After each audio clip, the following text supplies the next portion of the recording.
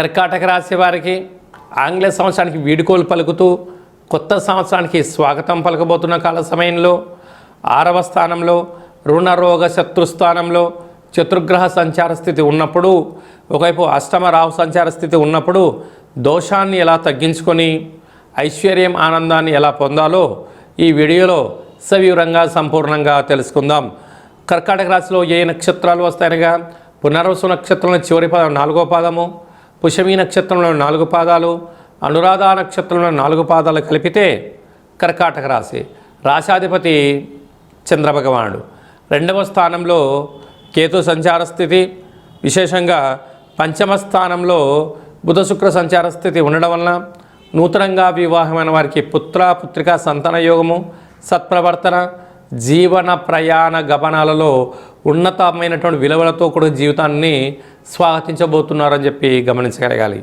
అలాగా ఆంగ్ల సంవత్సరం శేషంలో కొత్త సంవత్సరానికి స్వాగతం పలకబోతున్న కాల సమయంలో ఆత్మకారకుడు రవి, రుణరోగ శత్రుకారకుడు కుజుడు, బుద్ధికారకుడు బుధుడు, కలత్రకారకుడు శుక్రుడు 6వ స్థానంలో ఉన్నప్పుడు రుణ సమస్యలు వెంటాడే పరిస్థితి ఉంది.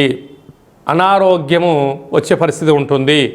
దీర్ఘకాలిక వ్యాధులు వచ్చే పరిస్థితి అధికంగా ఉంటుంది. దీని ద్వారా అనంతమైన సంపద వెళ్ళిపోయే పరిస్థితి ఉంటుంది.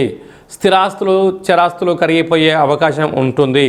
అలాగే అష్టమంలో రాహు సంచార స్థితి ఉన్నప్పుడు ఇలాంటి కాల సమయంలో మంగళవారం పూట తప్పకుండా అమ్మవారికి కూష్మాణ దీపము, లేదా రాహుకాల సమయంలో నిమ్మకాయలతో దీపము, శ్రీ వల్లి దేవసేన సుబ్రహ్మణ్యేశ్వర స్వామి యొక్క అష్టక పారాయణాన్ని, కాలభైరవ అష్టకాన్ని వినడం, చదవడం, కాలభైరవుడికి లేక కుక్కకు, పక్షిరాజ వారైనటువంటి కాకికి ఆహారాన్ని ఏర్పాటు చేయడం వలన సకల దోషాలు తొలగిపోతాయని చెప్పి గమనించగలగాలి.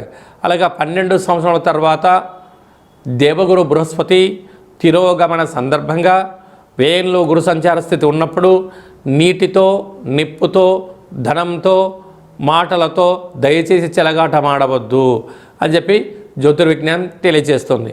కనుక నీటి వ్యాపారస్తులు, ఆహార ఉత్పత్తులు, క్రయ విక్రయాలు, హోటలు, వ్యవసాయ సోదరీమణులు, వస్త్ర వ్యాపారులు, స్వర్ణకార్త వ్యాపారస్తులను కూడా ఎంతో జాగ్రత్తగా ఉండాలని చెప్పి జ్యోతిర్విజ్ఞానం తెలియజేస్తుంది.